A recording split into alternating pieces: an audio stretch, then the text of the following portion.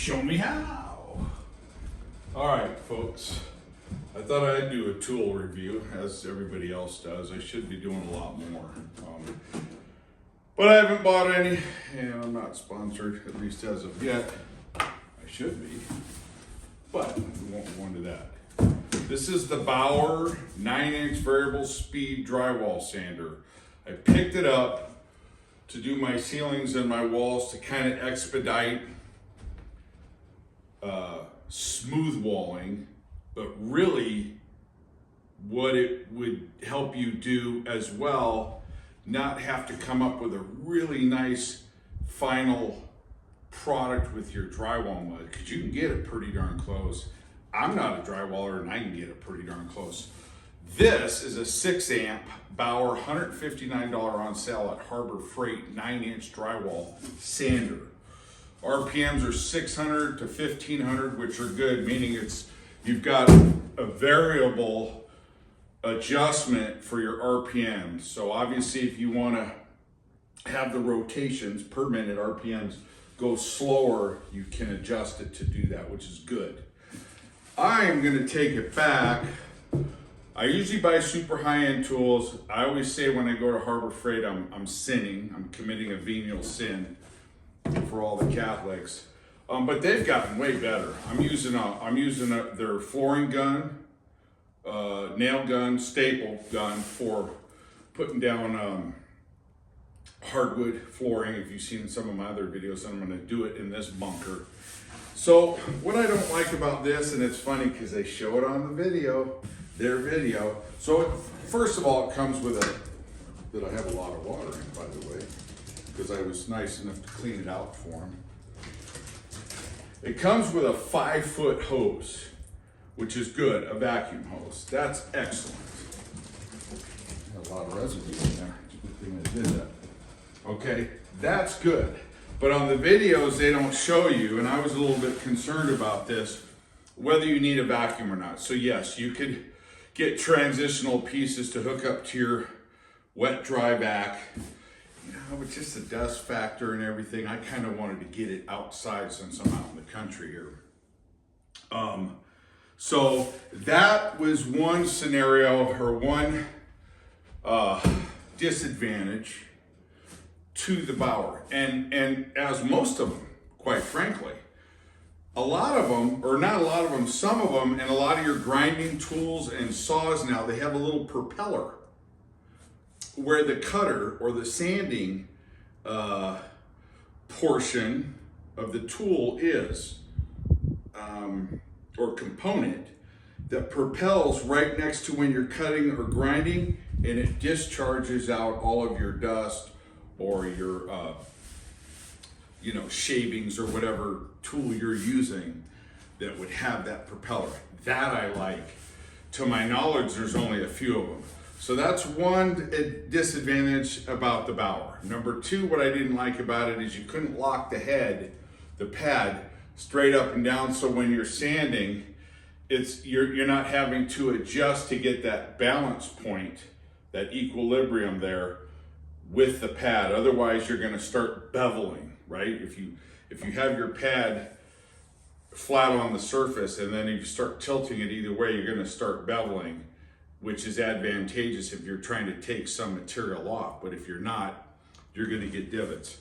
I didn't like that as well. And then lastly, it's a little bit heavy, as a lot of them are. So I'm not going to slam on them. And what it does is it comes with all of these goodies here. Comes with a strap and an extension that allows this to become 5 foot. And actually, I think the hose is a little bit longer than that. I'm not sure. I think the vacuum hose might be 8 foot or something, 10 foot. But the extension pole to hold the sander comes to be 5 feet long. It comes bundled up like this, folded in half, which is nice for storage. Comes with a bunch of pads. I barely used one. Comes with a vacuum adapter, an Allen wrench. Comes with a carrying bag I never obviously used. But here, I'll show you this real quick. It's a little dirty, of course. And this is what it looks like folded up. It's relatively heavy. It does have the switch for the LED light, which is very helpful, so you can see what's going on. Although I would suggest to all of you folks, when you do drywall, that, and by the way, the light does go all the way around the pad and then illuminates the surface. But if I was you, whenever you do wall work, anything actually with a finish, you should have your own LED lights on it like they do in an auto body shop to check down the surface, slide it down. Because if they can't see it, they meaning your customer or your guests or your wife or your husband or whomever you care about to show off your quality craftsmanship, you want to use LED lights to illuminate your surface. This was a horror story. This was some heavy skip trowel acoustic that was painted. I like smooth, so I didn't go overboard. Anyways, for the price, the tool's worth it. I just like better quality tools per se, as light as possible, especially becoming an old gasser like me. Old guys don't rule. The guy that came out with that shirt's pretty hilarious, and actually he was out of Ventura. Oh, and by the way, what I did here, just so you know, don't go anywhere, is what I did was I taped on, so this is a snorkel for blowing, okay? And you can do this. This is the best way to get a little vacuum setup going without setting up a big wet dry if you want, if you have one of these. Obviously, you know these work as a vacuum as well. Take the snorkel, turn it, you got your bag here, or a discharge hose that runs all the way out, which is what I was trying to accomplish. And then I put the, I think it was this size, I put this on here, okay? And then it was vacuuming, discharging out, that I had my other snorkel on, because I have two of these, because this one's not working, but I'm using it to show you. Put my snorkel on, and then I had it shoot out a bigger hose. And it actually worked pretty good, but there's a lot of dust. I mean, honestly, if you're doing one or two rooms, I just do it by hand with a pole sander and get your finish really nice with your mud. But this is a micro way, a simple way to suck out the dust, okay, from the sander without setting up a big vacuum, okay? So I did want to show you that. That's why I had the Makita here. All right, and I hope this video is helpful. I think it's worth it.